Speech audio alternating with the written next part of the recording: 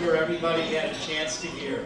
Jim Hennig, class of '67, is the poet laureate of the Boomer reunion, and he's been at work for several months at a poem dedicated to all of the people that came of age in the '60s at Amherst High School. Jim?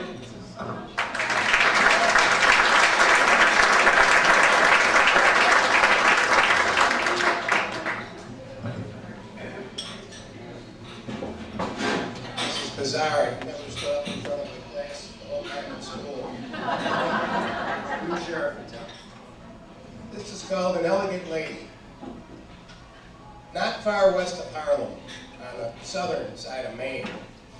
In the hamlet known as Snyder, we embarked down memory lane. For here stands stately Amherst, and within her ivied walls, the spirits of our younger selves still roam those hallowed halls. Now, lofty praise and platitudes won't quite grasp what I recall. We'll hearken back to yesteryear, but we'll do it warts and all. For at times the ride got bumpy, it's a fact that we all know. So saddle up, you tigers, let's start this rodeo. The first time that I climbed those steps and pushed through that big oak door, my sophomore heart was thumping. I had butterflies galore. For this was it, the big house. I was feeling kind of small. The throbbing zip between my eyes didn't help things much at all.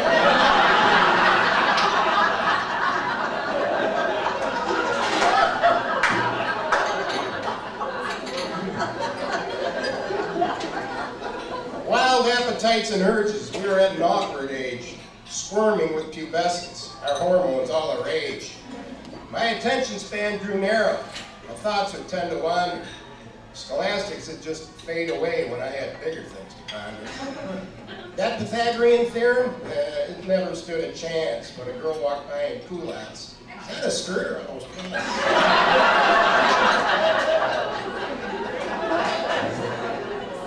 And those movie star 12th graders in tight sweaters that would cling. You think she's wearing falsies or are those the real thing?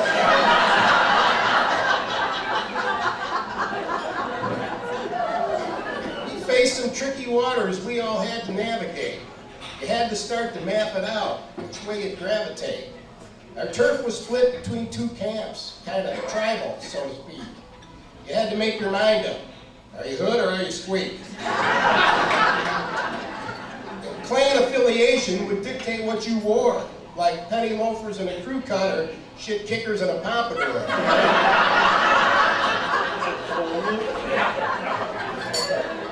But none of this would matter soon, for these were changing times. A tidal wave was coming that would shift our paradigm. Ed Sullivan would bring it here on his Sunday TV show. The act was huge. It changed the world, and it wasn't Topo Gigio. Now, this group came from England and redefined our sense of cool. They swept us off our teenage feet, 4 long-haired lads from Liverpool.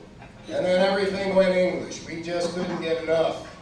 Like English leather, British walkers, peacoats and duffers and stuff. But the real gift these boys brought us was the music that they made.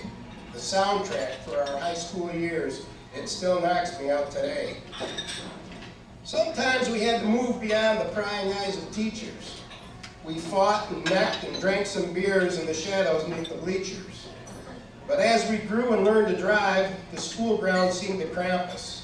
Whenever we could get some wheels, we'd seek our thrills off campus. The last bell of the day would ring, and we'd bow our heads in thanks. Then a mad dash to our lockers, and the race was on to Frank's.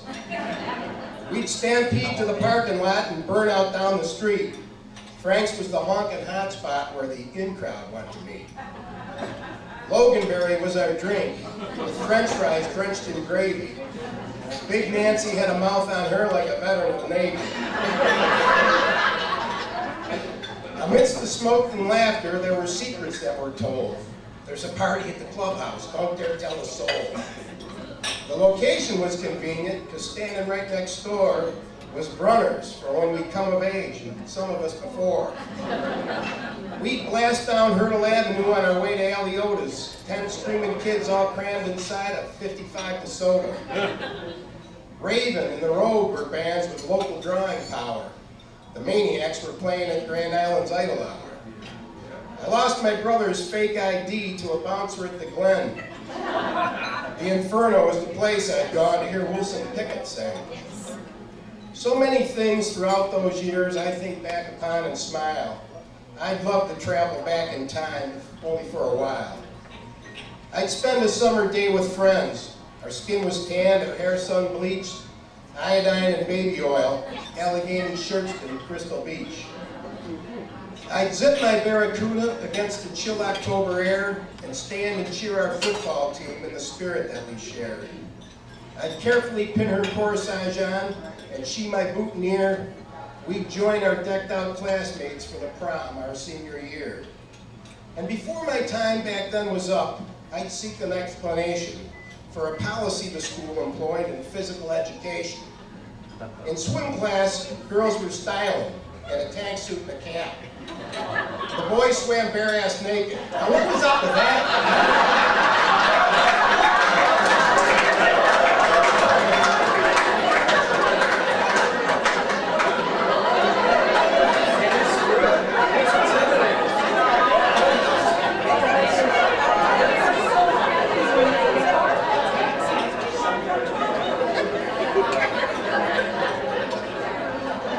Just one last thing before I close, and it's weighed heavy on my mind. For Amherst, our grand matriarch, the years have not been kind. She was once an elegant lady, draped in an emerald gown. Someone ripped her dress away. Who the hell took the ivy down?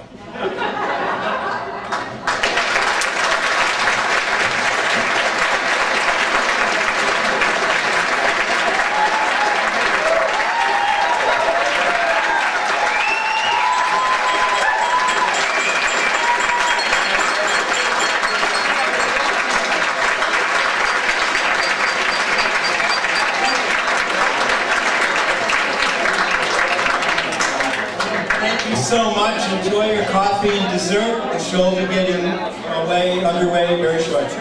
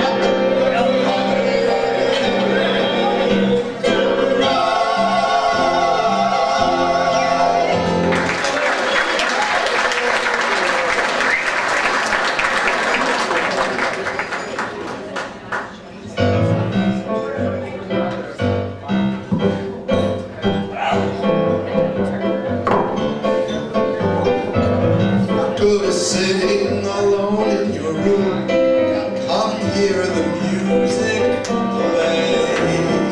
Life is a cabaret, old chum. Come to our cabaret. Put down your knitting, the book and the broom. It's time for a holiday. Life is a cabaret, old chum. The band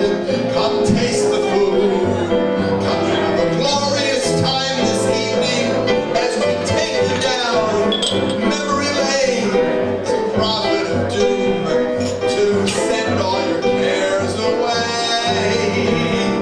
Life is a cabaret, old chum. Come to my cabaret, old chum. Come to this cabaret.